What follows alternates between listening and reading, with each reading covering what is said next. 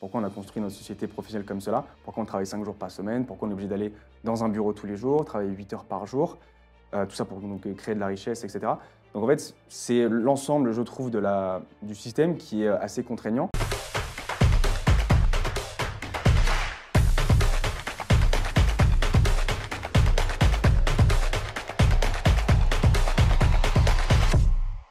Parlons business et parlons digital nomade. À l'heure où il est possible de travailler depuis n'importe quel endroit du monde, juste avec une connexion Internet et un ordinateur, ils sont plus de 40 millions à avoir ce mode de vie. Bonjour Nicolas Dorfman. Bonjour. Vous êtes le fondateur de ShapeRoom. C'est ça. Donc c'est un accompagnement aux freelances qui veulent justement se lancer en tant que digital nomade. C'est ça, exactement. Et on va parler de qu'est-ce qu'un digital nomade? Alors, un digital nomade, c'est tout simplement quelqu'un qui travaille d'où il veut avec un ordinateur et une connexion, tout simplement. Donc le terme digital nomade est assez large. Moi, je préfère dire freelance nomade concernant la partie freelance, parce que digital nomade, on met juste en rapport l'aspect technique de la chose, l'aspect web, avec le fait qu'on soit nomade, qu'on bouge un petit peu. Et finalement, digital nomade, il y a beaucoup d'idées reçues sur le sujet. On dit souvent ils sont à Bali en train de passer des vacances. C'est pas vraiment ça. Qu'est-ce que vraiment cette idée reçue de on peut travailler, on peut voyager et on peut faire tout ça en sécurité finalement? C'est ça. Alors il y a pas mal d'idées reçues sur le terme en fait, digital nomade. Il y a aussi pas mal de choses qu'on voit sur le réseau qui malheureusement rentrent en compte dans ce storytelling. Mais en fait, digital nomade, tout le monde pense qu'on a un ordinateur, on est au bord de la piscine, on vit à Bali, on est coach ou alors on fait du dropshipping.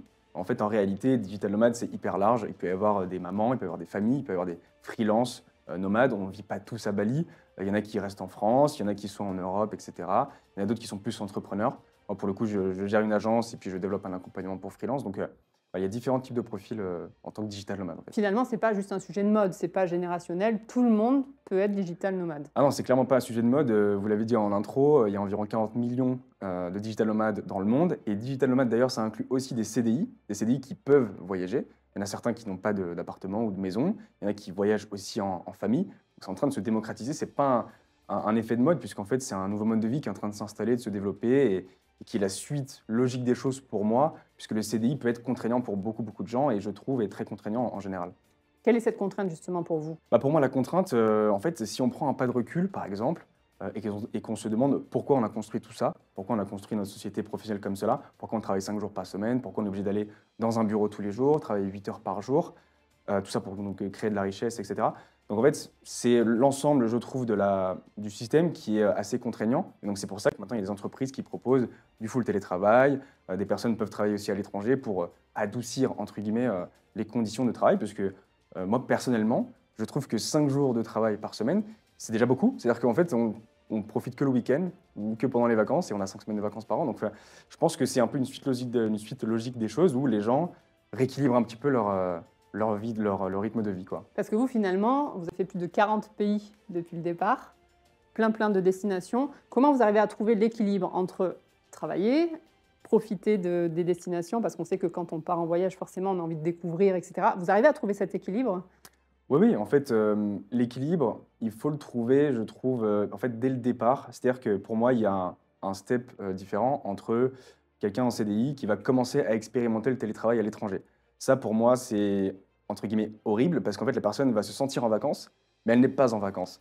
Alors que quand tu es digital nomade, donc tu as la possibilité de travailler à l'étranger d'une manière sur plusieurs mois, par exemple, en fait, on se met en tête que ça va être un peu notre nouvelle vie. Donc, en fait, c'est une vie normale, si vous voulez, mais à l'étranger. Donc, en fait, il faut partir du principe qu'on va travailler peut-être 4, 5, 6 ou 8 heures par jour, qu'après, on va profiter le soir, le week-end, etc. Donc, en fait, c'est comme ça qu'on trouve un équilibre. Et en étant à l'étranger, on a envie aussi de découvrir la culture, découvrir les endroits. Donc, instinctivement, le cerveau est beaucoup plus productif. Après, il y a plein d'autres bienfaits. On est aussi beaucoup plus créatif à l'étranger, au contact de la nature, etc. Mais bon, j'en passe. Et en fait, tout ça fait qu'on a un meilleur bien-être, un meilleur équilibre vie pro, vie perso, quoi. Et pour rassurer tout le monde, on peut totalement être digital nomade et avoir une retraite, être en sécurité au niveau de la santé, il n'y a pas de sujet. C'est ça, en fait, l'idée reçue, c'est je suis en freelance, je suis digital nomade, je cotise pas, j'ai pas de sécurité, c'est galère pour trouver des clients. Il y a une partie qui est un peu vraie, c'est quand même pas si facile que ça de trouver des clients. Il faut un peu se débrouiller parce qu'être en freelance, c'est être son propre patron, c'est gérer sa propre entreprise. Mais à côté de ça, en fait, en freelance, on a un potentiel de revenu qui est quand même assez intéressant. Le salaire net médian en France, il est de 3 300 euros, si je ne dis pas de bêtises. Et pour les freelances un peu plus expérimentés, donc au-delà de 3 ans d'expérience environ, on gagne environ 6 600 euros par mois, ce qui est quand même assez énorme. Quand vous parlez de gagner, on parle bien de ce que vous avez en poche, pas de chiffre d'affaires. Ouais, c'est ça, le revenu net, Oui. exactement. Et donc en fait, ce revenu-là, on peut le mettre de côté et on peut l'investir. Et on peut aussi prendre, il y a des prévoyances santé, etc., pas mal de choses. Donc il y a le statut déjà où on cotise évidemment, en micro-entreprise, etc., on cotise, moins qu'en CDI certes, mais à côté, on peut investir et mettre de côté. Alors parlons de ShapeRoom maintenant. C'est un accompagnement justement à toutes ces personnes qui souhaitent se lancer, les freelances de demain, comme vous les appelez. Quelle est la méthode dont vous opérez pour les accompagner au quotidien? Alors la méthode ShapeRoom, elle est très simple. C'est un programme d'accompagnement sur 3 mois, donc sur 90 jours, où on regroupe 3 piliers. Le premier, c'est le pilier mindset, donc le pilier en fait caractère, puisqu'en fait, quand on est en CDI, on n'est pas préparé à être freelance, parce qu'être freelance, c'est être entrepreneur en réalité. On gère sa propre entreprise, on fait face à des clients, on a le syndrome de l'imposteur. Voilà, c'est assez stressant, c'est rempli d'imprévus et c'est assez flou quand même au début quand on se lance, donc c'est pas si simple. Donc ça, c'est le pilier hyper important pour la suite. Le deuxième pilier, c'est l'aspect business, évidemment. Donc l'aspect business, c'est comment créer une offre incontournable, comment se positionner sur un marché, faut-il se spécialiser, rester généraliste ou non, comment créer aussi un tunnel de conversion pour transformer un prospect en client. Bref, c'est toutes ces choses-là qui sont hyper importantes. Et ensuite, le troisième pilier, qui vient nourrir le reste, c'est l'expertise. Parce en développant une expertise, on va se rassurer, donc on va travailler notre caractère, on va travailler notre confiance, et on va aussi réussir à se positionner sur un marché et faire la différence. Puis après, aux yeux du client, c'est ce qui va permettre de garder une certaine fidélité. Si on est expert dans un domaine, le client, lui, sera évidemment content, rassuré, et c'est ce qui va permettre de créer une activité stable et pérenne. Donc, voilà. Et si on parle chiffres, Nicolas, aujourd'hui, vous avez généré plus de 8 millions de chiffre d'affaires pour vos clients, plus de 60 entreprises accompagnées. Est-ce que vous pouvez nous en parler justement de ces chiffres qui sont, pour une seule personne, énormes? C'est vrai que pour une seule personne, ça fait beaucoup, mais en fait, j'ai travaillé avec des gros clients. Donc ça, c'était quand j'étais en freelance. Du coup, maintenant, c'est un peu différent parce que je gère une agence et je développe ShapeRoom. Donc quand j'étais en freelance, j'ai eu l'occasion de travailler avec des grosses entreprises comme Midas, Nivea, Vestiaire Collective, l'étudiant, pas mal de grosses entreprises. Et donc ces entreprises-là ont des gros budgets. Donc oui, effectivement, sur une année, j'ai pu gérer environ 2 millions de budget, notamment avec ces grosses entreprises-là, plus d'autres petites. Et on a généré un chiffre d'affaires de 8 millions sur une année, ouais, effectivement. Et donc, dans votre vie de digital nomade, vous avez plein d'anecdotes à nous raconter. Laquelle est pour vous celle qui vous a le plus transporté?